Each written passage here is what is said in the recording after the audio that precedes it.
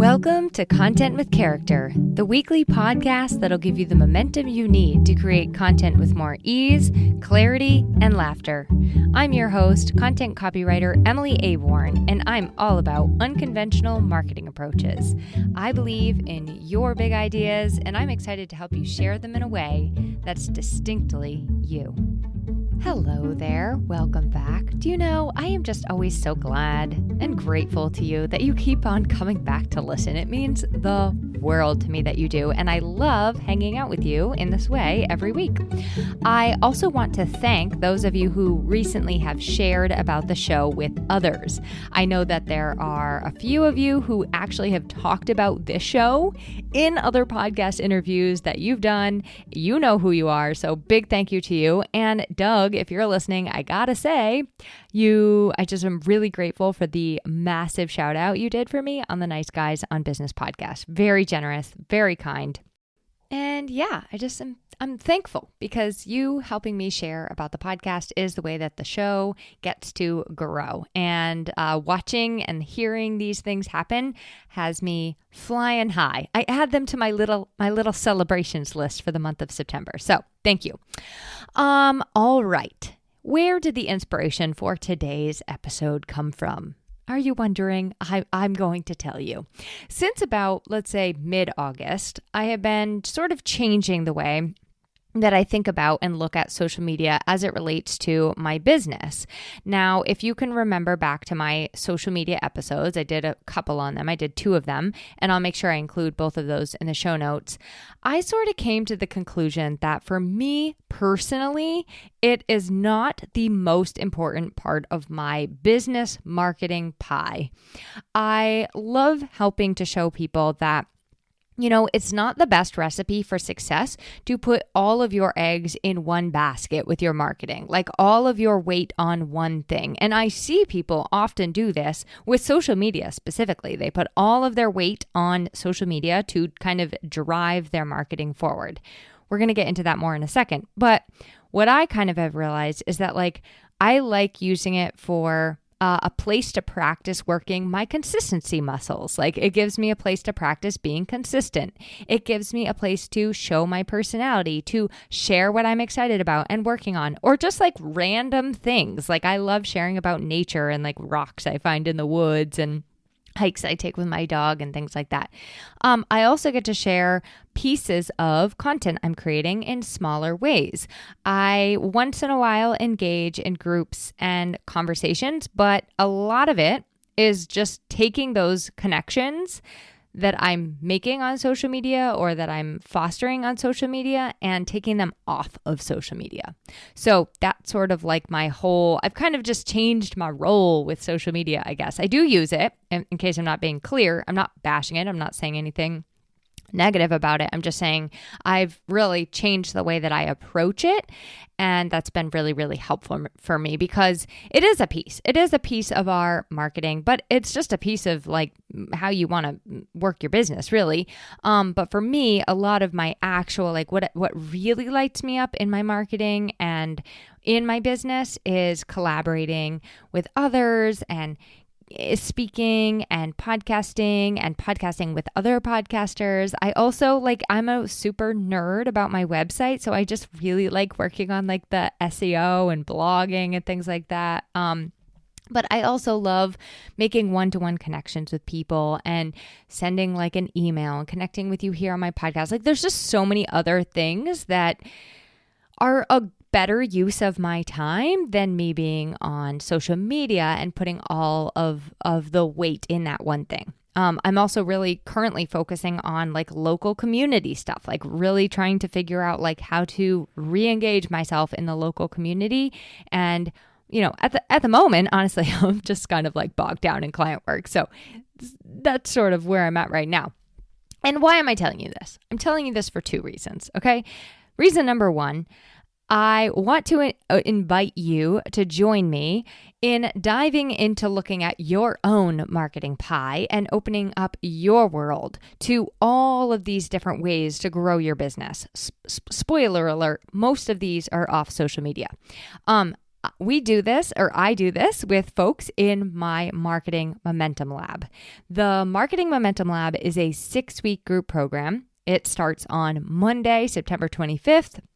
It's led by yours truly, and it really is a time to look deeply into all of the options out there for your marketing. Look at the unconventional, out-of-the-box options for your marketing.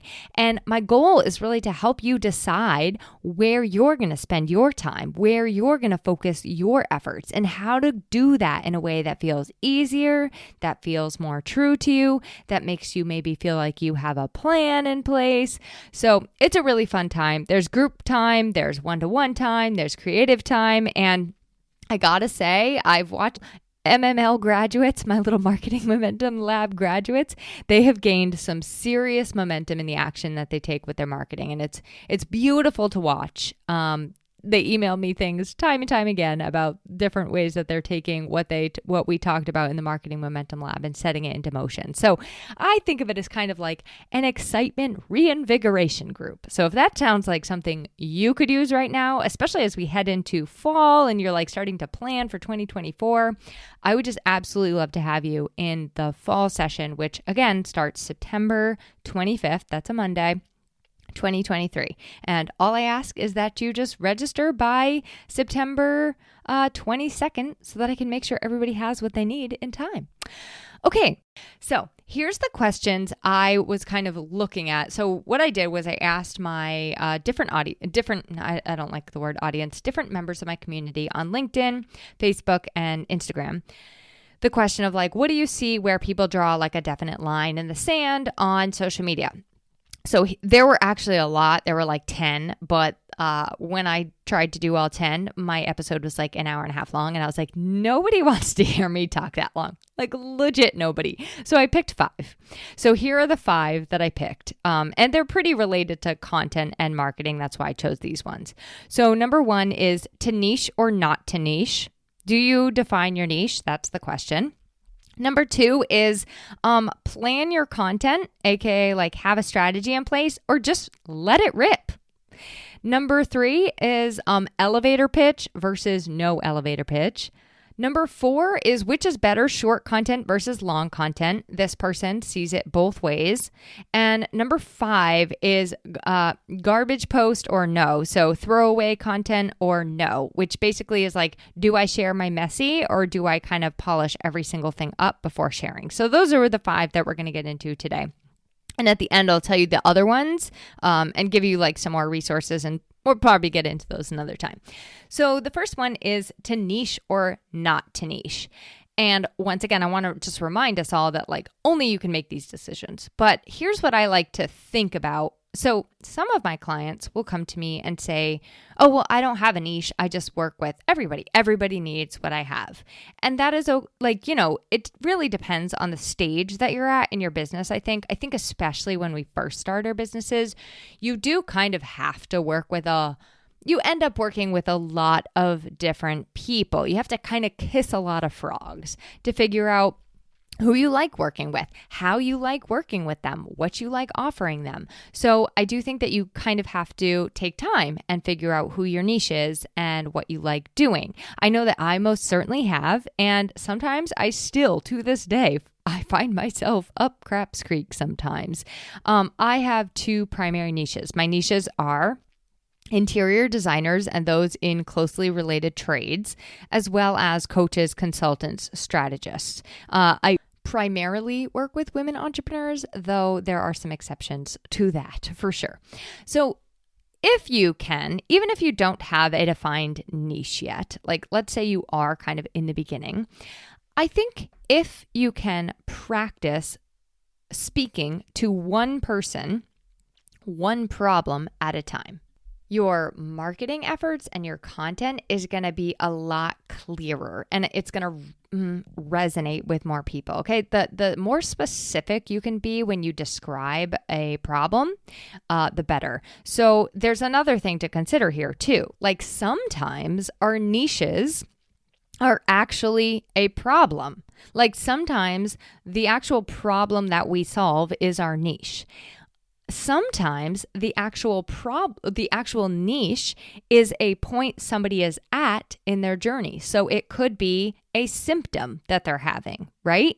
And then other times the niche might be actually the solution or actually the very honed in product or service that we're offering. So it actually might be the solution that is the niche, or it might be the person themselves. So there's all different ways actually to kind of approach the niching situation. Like it could actually be the service. It could be the process that you have in place. So there's so many different ways to actually like have a niche. And I also want to say, you can have an ideal client, like you can have this perfect person that you absolutely love working with without it actually being a niche.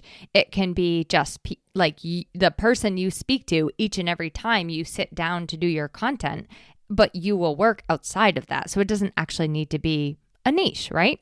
And like I said, sometimes as you go, you sort of figure out like patterns and trends in who you love to work with. Like I personally have worked with over 96 industries now, everything from self-driving cars to sex therapists.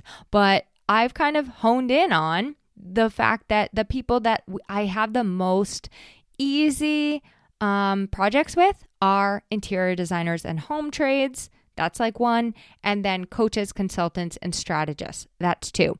Now, I think the reason for that, as I've watched the trends and patterns, is that because we all kind of actually do the same thing. Like they step in, they see a vision of something that is not there yet, and they know how innately to ask the right questions to make that vision come to life. And I sort of do that for them in the part of their business that they don't have that innate sense in, and that is the copywriting, the writing. So I do think that is why I've found such a strong alignment with coaches, interior designers, and strategists and home trades and consultants. But here's one thing I just want to like, whether you choose to niche or not niche, depends on the stage you're at in your business, I think. And you may not even know for 3 years, 4 years, like there's no time frame on when you need to choose a niche. But I would encourage you in this. When you are sitting down to create a piece of content, don't speak to everyone. Have that person in your mind. It doesn't need to be a niche. It could be an ideal client. It could just be a person that you think needs to hear that message today, but don't try to speak to every single person. Like it will resonate the most when you are more specific. Niching and not niching, ideal clients, speaking right to them, how you actually do that. This is actually one of the things that we talk about in the Marketing Momentum Lab. We kind of like come out of the gate with this actually. So we all explore that together and really start honing in on who we do want to be working with, who we do want to be speaking to, and how we can actually do that. Like what are some ways we can actually tangibly do that? So I just want to remind you that is one of the things that we focus on in the Marketing Momentum Lab. And it's really, really beneficial when you can just hone in your messaging to start speaking to one person at a time. All right, number 2, perfectly planned, curated content, or let's say polished content, or streams of consciousness. Once again, I think that it depends a little bit on the stage that you're in your business. And secondly, it also depends on what your goals are with your content. I have seen people be incredibly successful, letting it fly, letting it rip, just like streams of consciousness. I've also seen people be extremely successful when they have a plan, strategic content in place. I've seen both strategy go viral and I've seen fly by the seat of your pants go viral. And I've also seen both of those things flop royally. I'm not talking about my own content here. I'm talking about things that I've seen online with like big names, you know? So where do we kind of find the balance for ourselves? Are we supposed to sit there and like really make sure everything is perfect before we put it out? Do we need to have this perfect strategy, this perfect plan in place? Like, I think people think that I'm sitting back over here with like every single day, I have it mapped out exactly what I'm going to post in this, that, and the other place. That is not correct.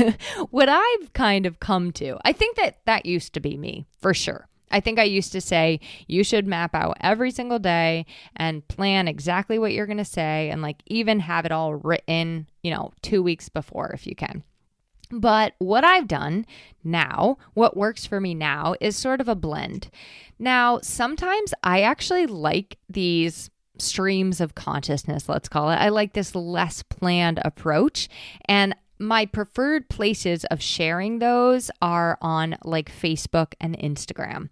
So if I'm posting, actually Instagram especially, I've kind of given up on, not given up on. I'm just like, I want to just have fun here. And if I share on here, I want it to be like not planned and polished. So that's one place for sure. But yeah, those are places where I just kind of don't have much of a plan. I will be honest with you.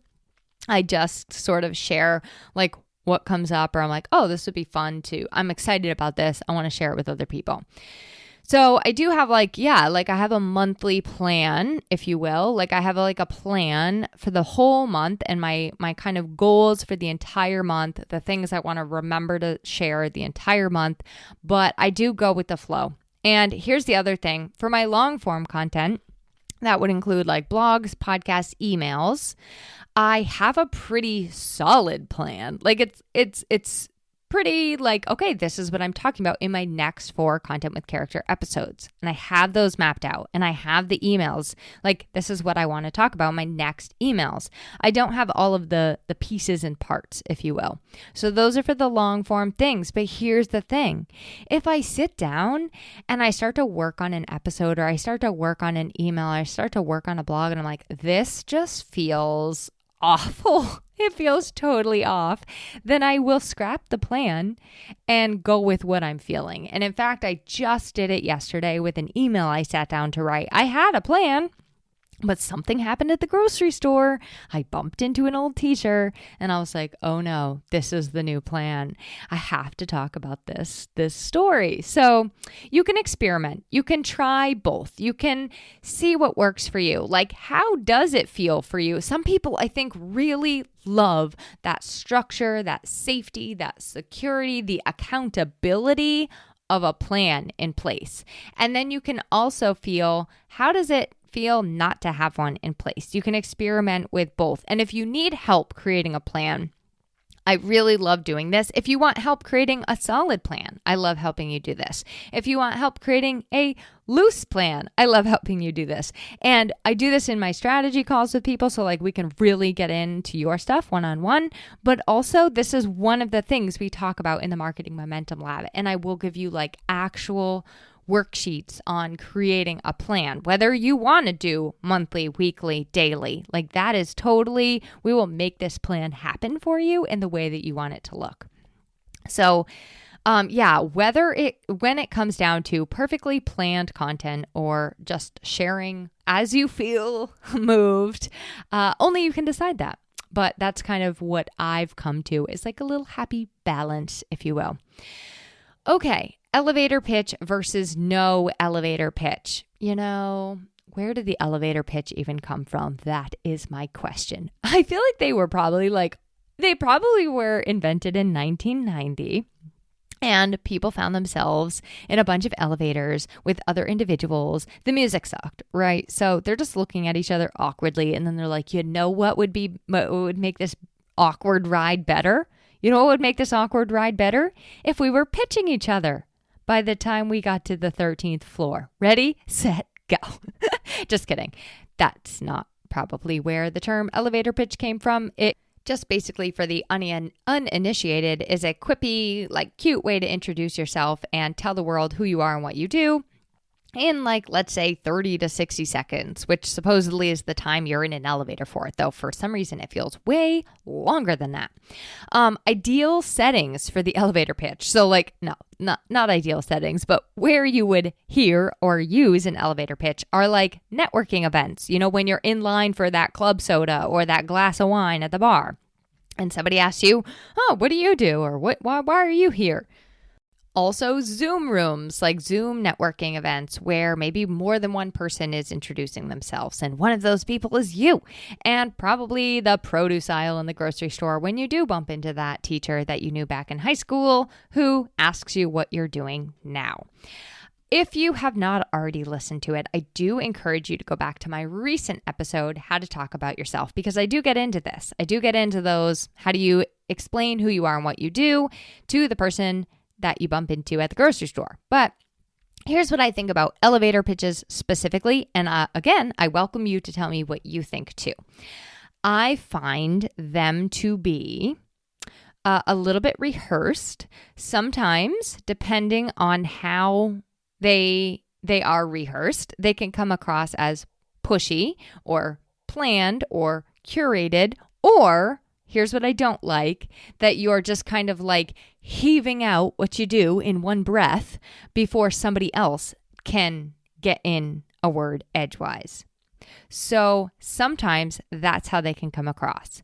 What I like instead is tailoring how you talk about who you are and what you do to who you're speaking to and why you're actually speaking to them.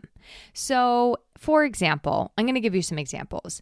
I really like answering what I do with a very simple answer. I am a podcaster and a writer, because this simple answer, it first of all gives a lot of space in the conversation. So now we have this, like, I'm not just trying to push out my message to you in 30 seconds. It also opens up to more questions. And if the person is entirely non-curious, there are no more questions, and that's okay too. But usually, more often than not, someone says, oh, what do you write? Or what's your podcast about? And then it kind of opens up that dialogue. That's what I want. I don't want to just like heave my message out to somebody. I want a dialogue. I also love answering that question, what do you do, with what I'm actually working on right now. So I might say, well, right now I'm working on a website. I'm working on the copy for a website for an interior designer who does biophilic design. And if you've never heard of biophilic design, basically it's just like you now get to go out and buy one plant per 100 square feet of your home. Dream come true. The other way I like to answer is based on what I've already heard somebody else in the room say. So let's say we are in that Zoom networking space, right? I might actually refer back to something someone else said. So for example, because I want to now engage that other person's attention, and I also want to show that I've been listening to what other people in the room are saying, but make it more of a conversation with everyone in the space. So for example, I might say, well, like Joanne, I have a podcast. Hers is about organization. Mine is actually about like content creation and marketing, and I get into content organization. Or I might say, Cindy brought up her passion for gardening, and I actually, funny enough, use a gardening analogy when I'm sharing with people how to create their content as a copywriter and a podcaster. So you get the idea. An elevator pitch might be for you though, okay? It might be for you if you do feel a little unclear and nervous and unsure in what you're saying, and when you start talking to somebody else about who you are and what you do, you clam up. And if you are like kind of practicing with this new niche or this new messaging, and it feels a little stressful to you, like you just want to say it just right every single time, an elevator pitch might be for you. I would say that it can be very helpful to have the safety net of that script. It might also be for you if you are in BNI or a similar kind of organization, and like every week you literally have to stand up and give your elevator pitch in 30 to 45 seconds. But if you can help it, what if you just leaned into the moment? What if you just felt it out and you shared to the person you're actually speaking to? You shared from your heart, off the cuff, made it genuine. Just again, no right or wrong, just thoughts. Okay, we got two more. Next one is short content versus long content. I think this is a fantastic one. So thank you, Lior, for this question. This is a really, really good one, and one that I get asked a lot. In the world of short attention spans, I can find it frustrating as a person that favors the long form. I find it frustrating sometimes to create long form content and feel like maybe nobody is interested in it and nobody is reading it. So here's sort of where the question is. Like, is it better to create long form or is it better to create short form? And I think that it is important to look at what your goals are with the piece of content that you're creating. So for example, a really short form blog, like a actual under 300 word blog is not going to get you anywhere with ranking on Google and for search engine optimization, if that's one of your goals for the blog. So when it comes to blogging, for example, it is actually better to be longer form versus shorter form, depending on how you're sharing on social media. Like some platforms just lend themselves better to long form content. For example, Facebook is long form friendly. Instagram, not as long form friendly. LinkedIn, long form friendly. Threads, which I don't use, but not as long form friendly. Reels, shorter form friendly. So it's kind of important to look at like what the content is that you're creating. Now, again, I tend to be loving longer form content, and I work on constantly cutting in my emails, constantly cutting in my podcast. I mean, they say that in a podcast, like as a solo episode, the sweet spot is like 30 to 35 minutes. And I don't think that this pertains to interviews because literally Andrew Huberman has had 4-hour interviews and I'm here for every second of it. But I think that, when it comes to podcasting, you have to consider the listener. Like this episode, before I sat down and re-recorded it, was 55 minutes long. I was like, that's not going to work. So I needed to sit down and cut. And I think that the best writers, the best content creators, it's not about short versus long. It's about, am I getting the points and information across? And is it interesting? Is it short enough to be interesting and to keep their attention? So the way to do that is so different, but depending on what you're sharing. It may just be the fact that you need to include more stories or more information and quotes and stats. There are just so many different ways to do it, to make sure that you're getting the points and information across, but also short enough to keep it interesting. And good writers cut, good content creators cut. In fact, I recently submitted an article. It was a really good article, okay? Mind you, it was a really, really good article to a publication. I was pitching them. And before I hit submit, I noticed that the word limit was 800. And I was like, oh dear, because I had written probably 1,600 words for this article because I didn't see that word count before I sat down and actually wrote the article. So I said to myself, okay, if I want to do this, I'm not going to get frustrated. If I'm going to do this, I have to make my point in less time. So I sat down and I began cutting and sprucing up and fine tuning and adding bullet points and taking out some of the side tangents and stories and things like that. And you know what? I did it. Voila. And I think at the end of it, when I re-looked at it, I was like, actually, this made it stronger, not weaker. So it's just important to look at that. Both have a time and place, long form and short form. One thing that I really love about long form content is that you get that opportunity to break it up into shorter form content. This podcast is actually a great example of that because I said to myself, if I'm going to sit down and do this particular episode, I'm going to break this up and use it throughout the week. I want to bring up each of these points in and of themselves and ask people what they think and ask people to engage in the conversation. So that's one thing I think long form really lends itself to well is if you're creating long form content, is there a way to break it up and use it in multiple ways and to create more from that long form piece? But there's no wrong or right. There's no short or long that is better. I also think you have to ask yourself what you actually like to create. What do you like to create? What do your people tend towards?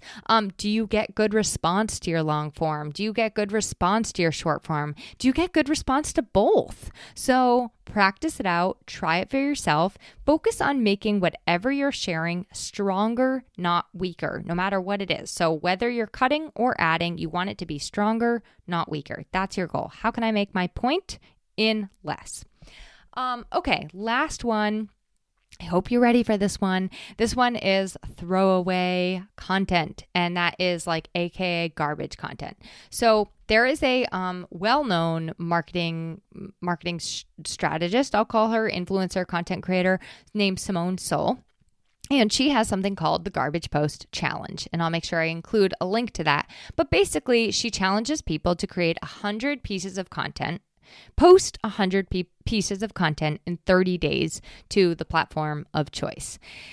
Her goal in getting people to do this is to stop putting so much weight into every single post that they do. So basically she says, like, does it have a picture? Does it have words? Post it.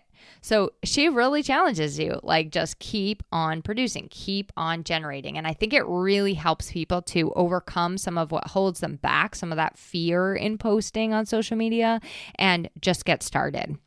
There are other schools of thought that say less is more. And they say that the less that they post, the more engagement that they get. The less that they post, the more fine-tuned, well-crafted it is. So it's like, oh my God, which one is right?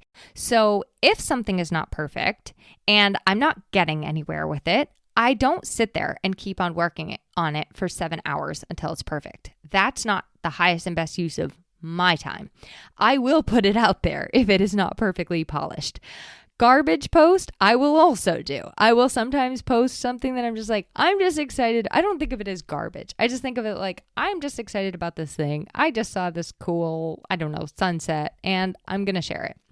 So my personal goal in my content, and this is where you need to think about which your goal is, okay? My goal in my content is just kind of have like a body of content, a body of work. Like there are many, many access points. There's many different like interest openings and paths in and forward together. Like there's so many different connection points.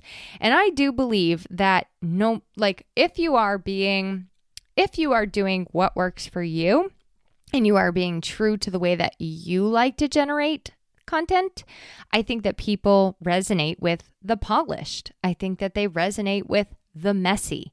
And I think that they also resonate with that stuff in your head that you said, this isn't worth posting. This isn't worth sharing. So I think that there's no right answer between sit down, do less, make it perfect, make it like perfectly polished every single time you sit down and do it.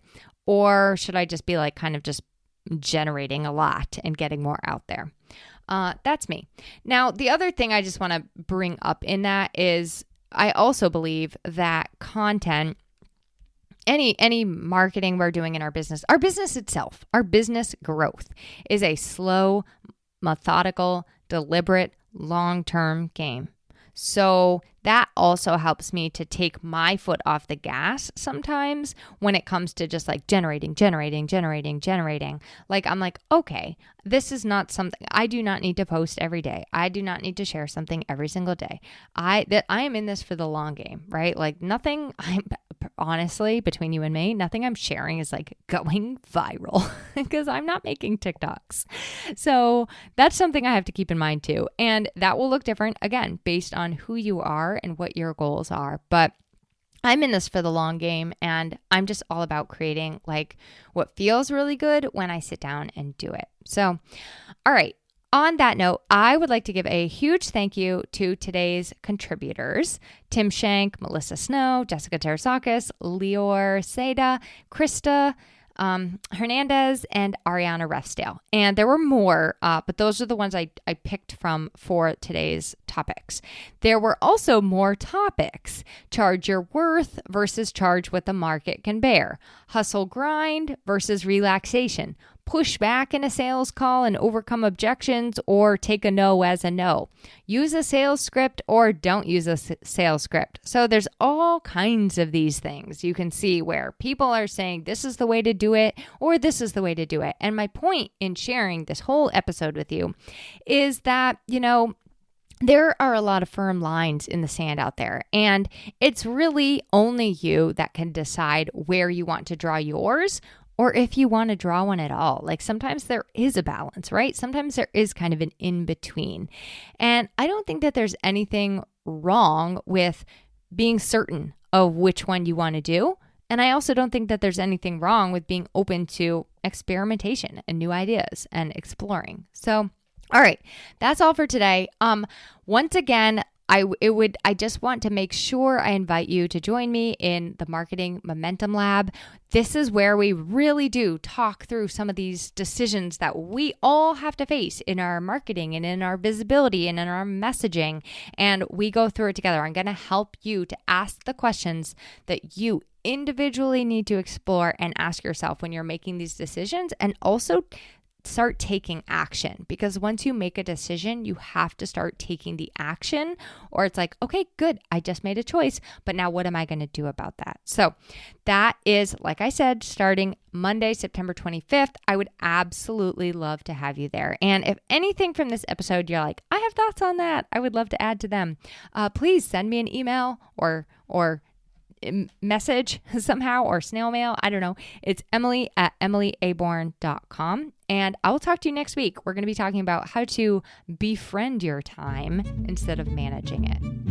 Thanks for listening to this week's episode of Content with Character. If you loved the episode, please make sure to subscribe to the podcast, rate, review, and share it with someone else you know it could help. For more content and visibility tips, visit my blog at emilyaborn.com, and be sure to connect with me on Instagram at Emily Aborn. I'd love to hear how this inspired you to take action.